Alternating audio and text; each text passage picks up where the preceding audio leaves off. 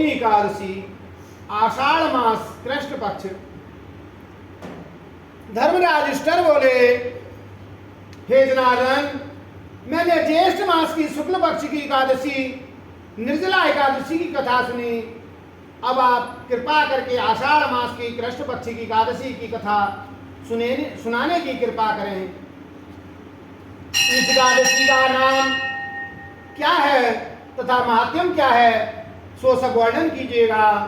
भगवान श्री कृष्ण बोले, हे राजन, आषाढ़ मास के कृष्ण पक्ष की एकादशी का नाम योगिनी है। इस एकादशी से समस्त पाप नष्ट हो जाते हैं। इस लोक में भोग, परलोक में मुक्ति देने वाला है।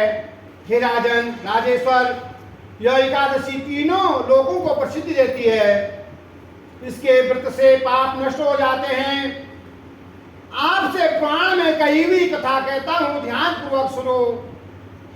अलकापुरी नामक नगरी में एक कुबेर नाम का राजा राज्य किया करता था। वह शिव भक्त था।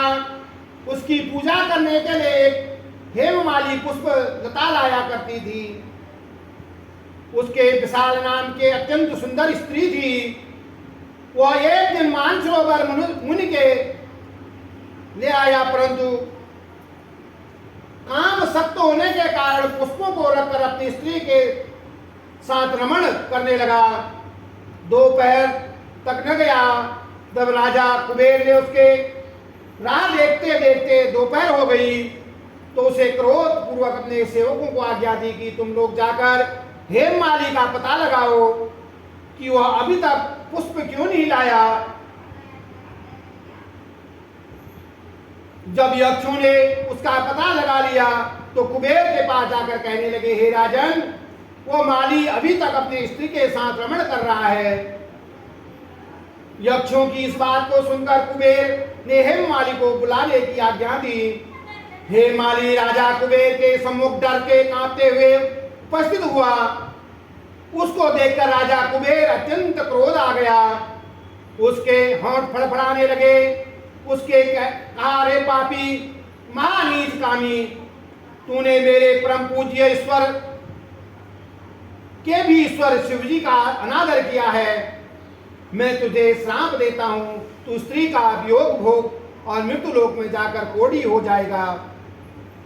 कुबेर के श्राप से वह उसी क्षण स्वर्ग से पृथ्वी पर गिर पड़ा और कोढ़ी हो गया। उसकी स्त्री भी उसे समय उसे बिछुड़ गई। मृत्युलोक में आकर उसने महान दुख भोगे, परंतु शिव जी की भक्ति को प्रभाव से उसकी बुद्धि मलिन न हुई। पिछले जन्म में की शुद्ध रही, इसलिए वो अनेक दुखों को भोगता हुआ, अनेक पूर्व जन्मों को के कर्मों का स्मरण करता हुआ हिमालय पर्वत की तरफ चल दिया। वहां पर चलते चलते मार्कंडेय ऋषि का आश्रम पहुंचा। वह ऋषि अत्यंत वृद्ध तथा तपस्शाली थे। दूर से ब्रह्म के समान प्रतीत हो रहे थे। उनका यह आश्रम ब्रह्मा की शोभा के समान शोभा दे रहा था। उनको देखकर हेममाली वहां गया और उनको प्रणाम करके उनके चरणों में गिर पड़ा।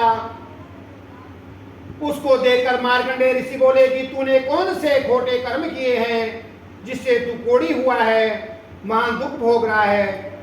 इस पर हेममाली बोला, हे मुनि, मैं यमराज कुबेर का सेवक था। मेरा नाम हेममाली है। राजा की पूजा के लिए नित्य प्रति पुष्प लाया करता था। एक दिन अपनी स्त्री के साथ विहार करते करते देर हो गई। दोपहर तक पुष्प लेकर न पहुंचा। उन्होंने मुझे श्राप दिया कि तू अपनी स्त्री का वियोग भोग और मृत्युलोक में जाकर कोढ़ी बन जा। दुख भोग इससे मैं कोढ़ी बन गया हूँ, महान दुख भोग रहा हूँ। अतः आप कोई उपाय बताइए कि जिससे मेरी मुक्ति हो जाए। इस पर मार्कंडेय ऋषि बोले कि भाई, तूने मेरे सम्मुख सत्य वचन कहे हैं। इसके लिए तेरे उद्धार के लिए एक व्रत बताता हूँ। यदि तू आषाढ़ मास के कृष्ण पक्ष की योगिनी नामक एकादशी की बुद्धिपूर्वक पूजन और व्रत करेगा तो उसके समस्त पाप नष्ट हो जाते हैं जाएंगे। इस पर हेममाली बहुत प्रसन्न हुआ। मुनि के वचनों के अनुसार उसके योगिनी एकादशी का विधिपूर्वक व्रत किया। इसके प्रभाव से वह फिर अपने पुराने रूप में आ गया। अपनी स्त्री के साथ विहार करने लगा। हे राजन, इस योगिनी की कथा का फल 88 सहस्त्र ब्राह्मणों को भोजन कराने के बराबर है। इसके व्रत से समस्त पाप दुष्ट हो जाते हैं और अंत में स्वर्ग लोक को चला जाता है।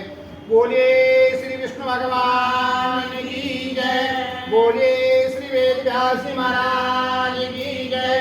बोलिए श्री ठाकुर जी महाराज की जय।